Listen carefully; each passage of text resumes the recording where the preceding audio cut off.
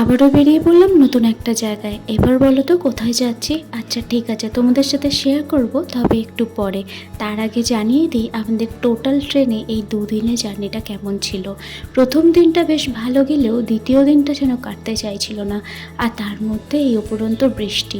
বৃষ্টি বললে শুধু হবে না, মুষলধারে বৃষ্টি হচ্ছিল।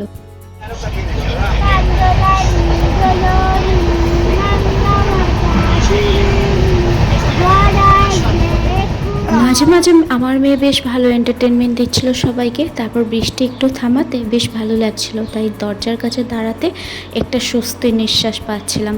আর নিজেদের ওয়েস্ট বেঙ্গলটা পেরোতে না পেরোতেই একটু হালকা হালকা ঠান্ডার আমেজ পাচ্ছিলাম।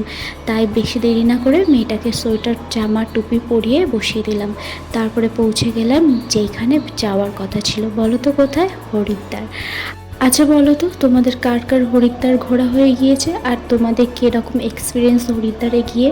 রুমে পৌঁছাতে না পৌঁছাতেই রনি একটু রেস্ট নিয়ে নিল, কারণ দুদিনের ট্রেন জার্নিটা অনেক কষ্টকর ছিল। আর এখান থেকে হোটেল থেকে বলে গেছিলো রাত 10টার মধ্যে ডিনারটা কমপ্লিট করতে।